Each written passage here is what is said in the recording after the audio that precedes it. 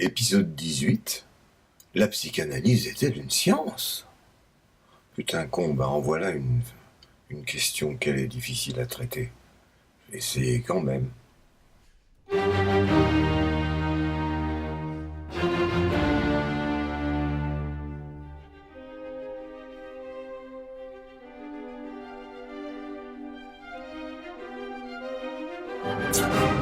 Alors, Lacan, quand il cause de psychanalyse, il dit souvent notre science, surtout dans les débuts de son enseignement.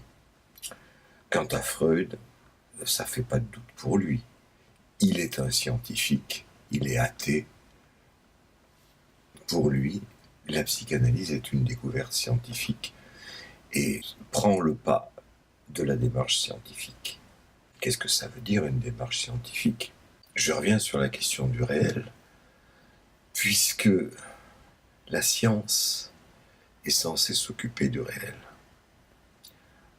Du mot réel tel que il apparaît aujourd'hui dans les écrits et dans les discours des scientifiques et des psychanalystes. Il apparaît comme un réel extérieur qui est en fait la réalité. La science s'occupe de la réalité. Mais la mode étant ce qu'elle est, pour l'instant, on emploie bien souvent l'adjectif substantivé réel à la place de la réalité.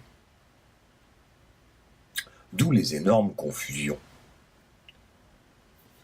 dont j'ai déjà parlé dans pas mal de vidéos, et dans mon livre À bord du réel. Et à propos de la démarche scientifique, c'est quelque chose de fondamental.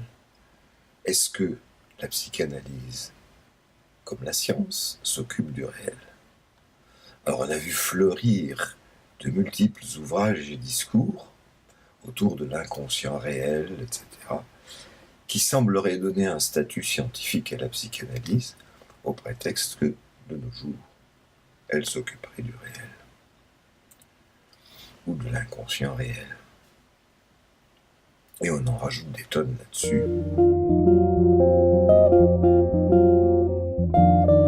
Revenons aux sources de la science, de la démarche scientifique, qui n'est pas venue en un jour, vous vous en doutez.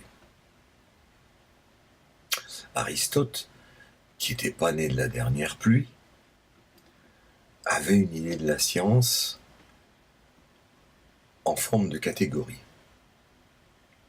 C'est-à-dire que, par exemple, pour la chute des corps, il disait « Il y a des corps légers et des corps lourds. L'essence des corps légers est de monter, une plume, le feu, le vent. L'essence des corps lourds est de tomber. Moi, Aristote, une pierre. » Voyez la différence de raisonnement avec le raisonnement de Galilée. Pour le raisonnement de Galilée, il n'est plus question de catégorie. Il n'y a plus des objets lourds et des objets légers. Il y a la loi de la chute des corps. E égale 1/2 de GT2. Et cette loi est universelle, quels que soient les corps. Il y a là quelque chose de fondamental. Et je crois bien, de ce que je sais de mes lectures et de mon passage dans les universités, que l'aspect catégorie, c'est, disons, la maladie infantile de toute science. On se trouve devant des phénomènes, on ne sait pas quoi en faire, on commence par les ranger dans des cases, dans des catégories. Comme faisait Aristote quand il écrit sa physique, entre les corps légers et les corps lourds, les corps chauds, les corps froids. Et l'essence du mouvement d'un corps, et c'est sa catégorie. Il tend à aller vers l'endroit où se tient sa catégorie. Remarquez, quand j'entends les diagnostiqueurs, qu'ils soient psychiatres ou psychanalystes, eh bien, nous en sommes au même niveau. Quand j'entends des gens dire ah ben voilà, si cette personne passe son temps à vérifier son robinet 25 000 fois par jour, on reconnaît bien là l'obsessionnel. Il y a un trait, comme objet lourd chez Aristote, c'est un obsessionnel. Quand une femme fait un esclandre quelque part, on reconnaît bien là l'hystérique. Comme chez Aristote, les objets légers, oui, elles sont dans la catégorie hystérique. Il est normal qu'elles se comportent comme une hystérique. Vous voyez le parallèle. Donc ça, c'est pas une attitude scientifique.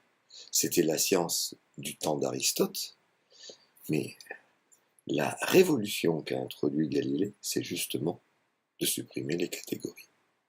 Il l'a pas fait de manière, il n'a pas dit sciemment, je raye d'un trait de plume les catégories. Et il a simplement réfléchi et fait des expériences de pensée. D'abord, l'expérience de pensée est une expérience destinée à voir ce qu'une théorie a dans le ventre. Si, lorsqu'on la pousse à bout, on ne parvient pas à des contradictions. Donc voilà ce qu'a fait Galilée. Il prend, pour argent comptant, la théorie d'Aristote sur la chute des corps. Et pour Aristote, puisqu'il y a une différence entre corps lourd et corps léger, une pierre lourde doit tomber plus vite qu'une pierre plus petite. Alors, Galilée imagine l'expérience de pensée suivante. On va attacher une grosse pierre lourde avec une petite pierre par une corde. Et on va les jeter dans le vide. Qu'est-ce qui va se passer? Si on en croit Aristote, la pierre plus légère va tomber moins vite. Donc elle va ralentir l'ensemble. Mais, si on en croit toujours Aristote, en ajoutant le poids de la petite pierre à la grosse pierre, on obtient un ensemble qui est plus lourd et qui donc devrait arriver plus vite en bas. Donc, on déduit logiquement de la pensée d'Aristote que l'ensemble grosse pierre, petite pierre lié par une ficelle doit à la fois aller plus vite et aller moins vite. Contradiction, c'est impossible. Et c'est ce mot sur lequel se jette Coiré, grand historien des sciences, que Lacan a beaucoup admiré. Et c'est chez Coiré que Lacan a pris sa formule « le réel, c'est l'impossible ». Voilà, ça vient de là, ça vient de cette expérience de pensée de Galilée. Il est impossible que les deux corps aillent à la fois plus vite et moins vite. C'est pas que c'est impossible, vous y remarquez l'emploi du vocabulaire, c'est que c'est contradictoire et que on s'interdit la contradiction. Donc c'est pas du tout un impossible, hein, c'est un interdit, l'interdit de la contradiction. Donc à partir de là, Galilée a foutu par terre la théorie d'Aristote, puisqu'il voit que aux limites, hein, ça ne fonctionne pas, ça aboutit à une contradiction. Donc il invente autre chose, une loi qui fait fi des catégories et qui est générale. Alors pour Coiré, il en déduit l'idée princeps de sa philosophie des sciences, c'est qu'il vaut mieux une bonne théorie, une bonne expérience de pensée, que 5000 expériences. C'est compliqué. Il n'a pas tout à fait tort, mais il n'a pas raison non plus. Parce que heureusement que la démarche scientifique, c'est, oui, certes, des expériences de pensée rigoureuses, comme celles que je viens de montrer, mais aussi vérifiées par la pratique. L'expérience de pensée seule ne suffit pas.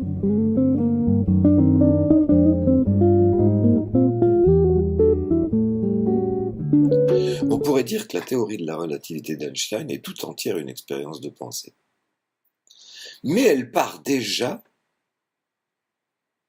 de la constatation que certaines orbites de certaines planètes ne suivent pas exactement la loi de Newton. À un iota près. Mais ce iota embête Einstein, il dit qu'il y a un truc qui ne va pas. D'où il refonde totalement la théorie et il invente la relativité. C'est une expérience de pensée. Mais à partir d'une expérience pratique. Heureusement qu'on a eu très vite d'ailleurs, dès les années 1920, des observations qui venaient confirmer la théorie de la relativité d'Einstein. Bon, ça c'est la démarche scientifique, de bonnes expériences de pensée, mais construites à partir d'expériences dans la pratique et vérifiées par des expériences dans la pratique.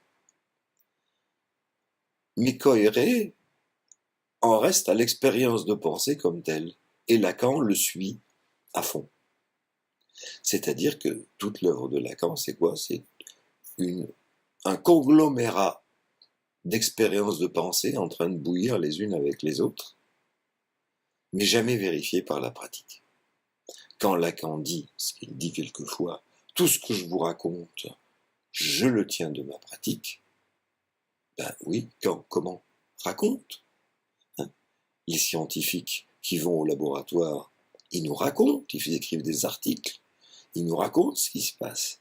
Ils ne nous disent pas, dans mon laboratoire, j'ai fait une expérience qui démontre que ceci, cela. Mais ils donnent les protocoles.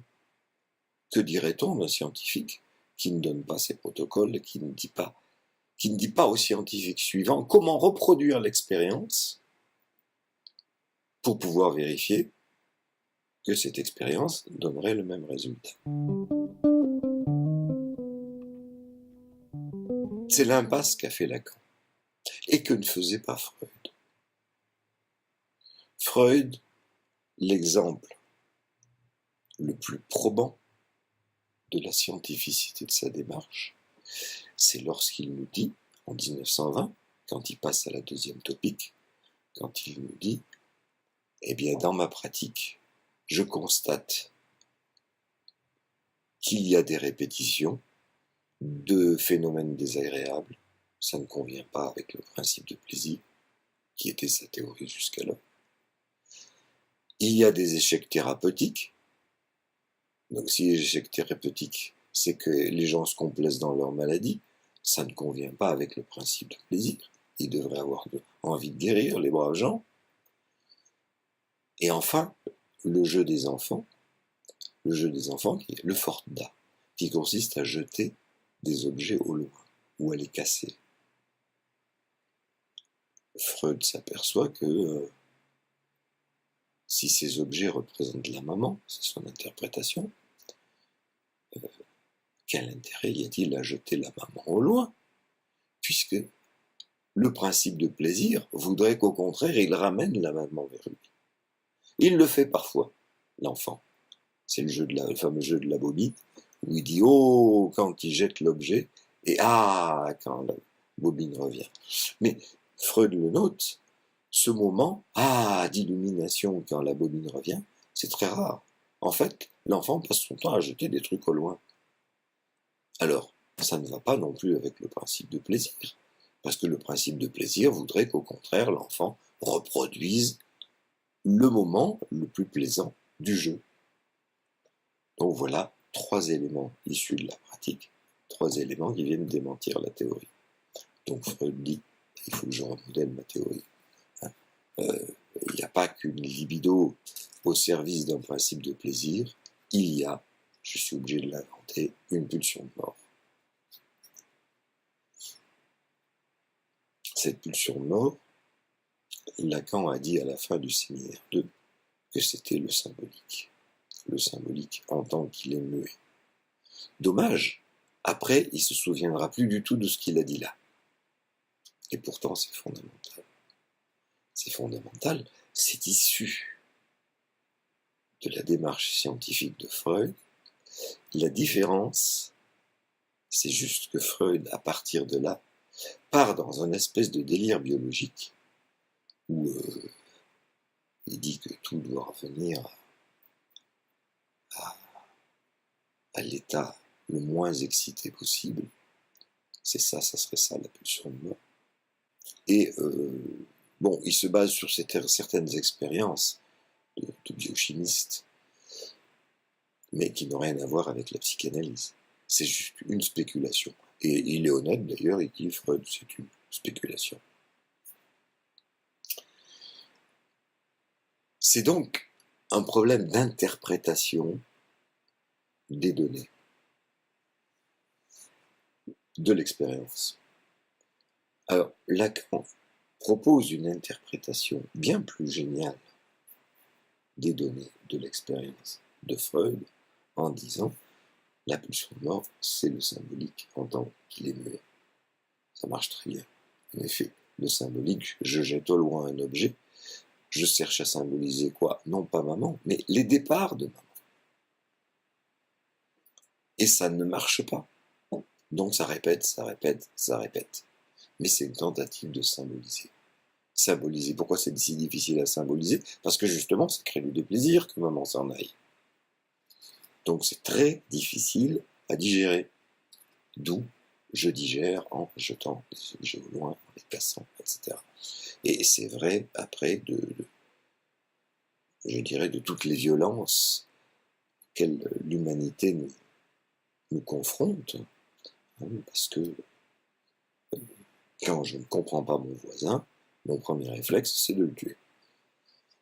Dans les pays civilisés, on s'en c'est interdit, on ne le fait pas. Heureusement, sur le divan, on peut le faire, de manière imaginaire. C'est très utile. Et souvent, j'ai été obligé d'encourager les analystes en leur disant, quand ils me faisaient part de leur réticence à exprimer des idées très agressives à l'égard de papa, maman, le voisin, les enfants, n'importe, je leur dis, allez-y, les mots ne sont pas des choses. Vous avez le droit d'imaginer comment vous allez tuer votre père, votre mère, vos enfants, tout le monde. Avec ça, on fait quoi? Des symboles. On en parle, c'est des symboles. On ne fait pas dans la réalité. C'est ça toute la différence avec la physique. Mais c'est un phénomène pratique qui vient confirmer pour moi la déduction de Lacan, dont Lacan n'a rien fait pendant ensuite tout le reste de sa carrière. Dommage. Mais issu de la démarche de scientifique de Freud. Ce qui manque à Lacan, c'est justement d'avoir une démarche scientifique, c'est-à-dire de confronter une expérience de pensée qu'il fait et qui est géniale, c'est-à-dire de déduire le fait que la pulsion de mort soit le symbolique, et de ne pas le confronter à la pratique en nous faisant des récits tels que je viens de vous en faire, hein, il n'y a pas besoin de 36 000 récits, eh bien il l'oublie, et il passe à côté. Fort dommage. Le rêve, c'est une autre façon. Le rêve, comme le dit Freud, on trouve dans le rêve l'accomplissement d'un désir. Donc ça satisfait le principe de plaisir. Je rêve que je couche avec ma mère. Et puis en même temps, je rêve de l'accident que j'ai eu l'autre jour. Et j'en rêve encore et encore et encore. Parce que c'est quelque chose qui m'est tombé dessus et que je n'ai pas digéré, au sens symbolique du terme. Et j'essaie de le symboliser, de le symboliser, de le symboliser. Parfois, coucher avec ma mère, j'arrive pas à le symboliser non plus. Et donc ça revient, ça revient, ça revient, comme un trauma. Même chose. Mais ce qui me traumatise alors, c'est pas un élément de l'extérieur, c'est un élément de l'intérieur. C'est-à-dire une pensée avec laquelle je n'arrive pas à faire avec. Donc ça se reproduit. Bon, voilà comment on peut faire jouer le côté expérience de pensée avec la confrontation avec la pratique. Voilà une démarche scientifique. Ce pourquoi, les gens qui me connaissent le savent, je passe ma vie à raconter mes rêves sur Facebook, dans mes livres, dans mes articles, parce que je vais au laboratoire régulièrement. Les rêves, c'est le laboratoire de la psychanalyse. mais pas les rêves des autres, parce que ça serait les transformer en objets. Sur le rêve de quelqu'un d'autre, je peux dire tout et n'importe quoi. Sur mes rêves à moi, d'une part, j'ai pas intérêt à dire tout et n'importe quoi parce que ça m'intéresse, mais c'est là où je peux faire jouer ce petit élément de logique qui est de faire basculer l'intérêt de l'objet de l'énoncé au sujet de l'énonciation. C'est-à-dire que si je regarde par la fenêtre et je vois qu'il fait nuit, et que je dis à vous, il fait jour, vous allez me dire, il raconte n'importe quoi, le père Abidon. Et vous auriez raison. Et pourtant, il est vrai que je l'ai dit. C'est-à-dire mon dire a son importance en tant que phénomène à étudier, phénomène interne,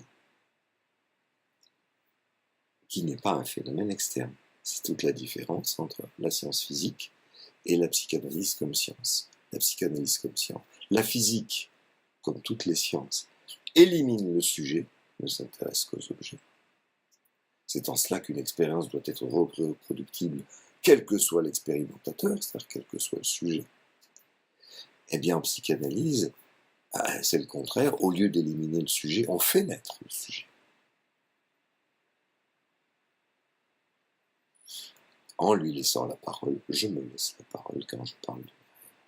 Et c'est pour ça que je peux laisser la parole à mes analysants quand ils parlent de leurs rêves.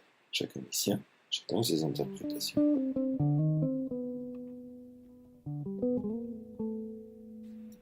Alors, c'est un des reproches qu'on m'a souvent fait.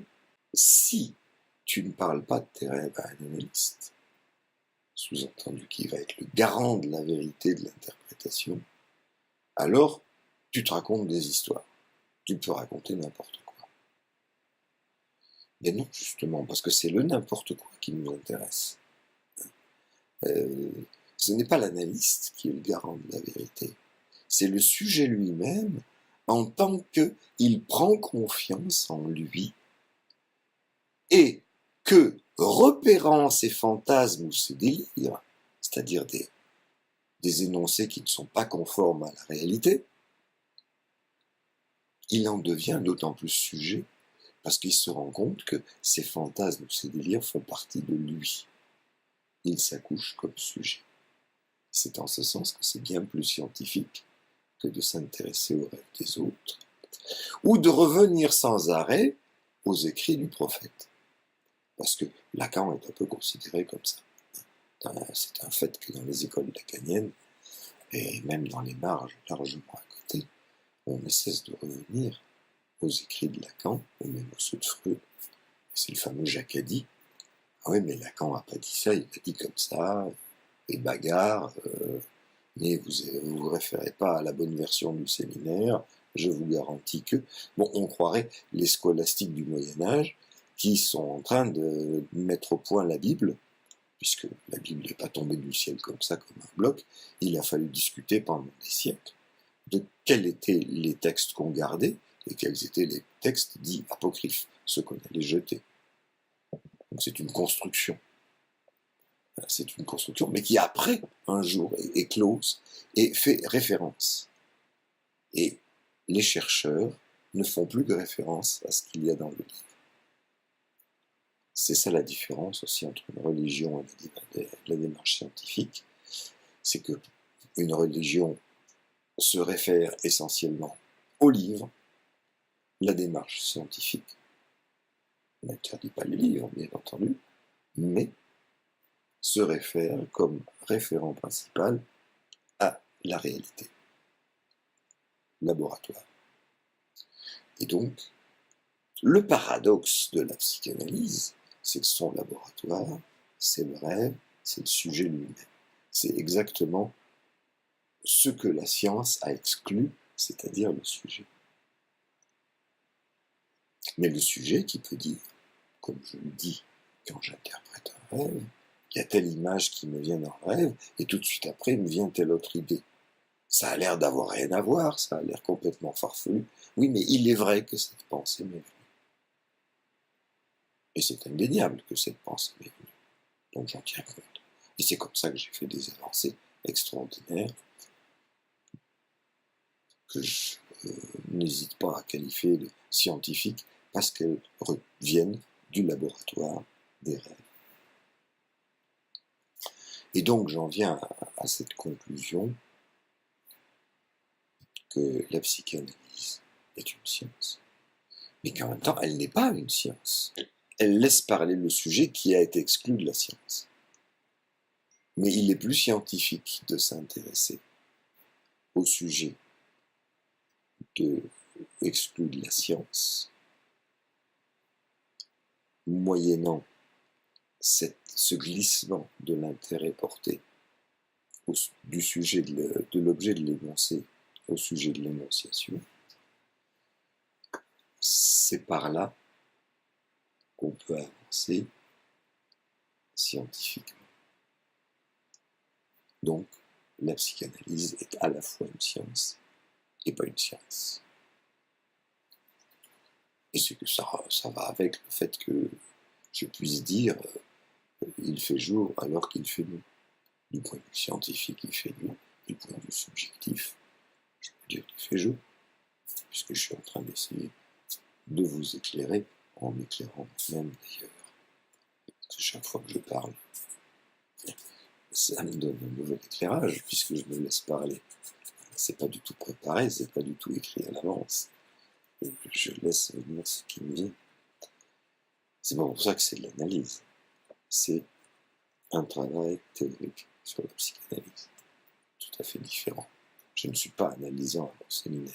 Ça ne veut rien dire.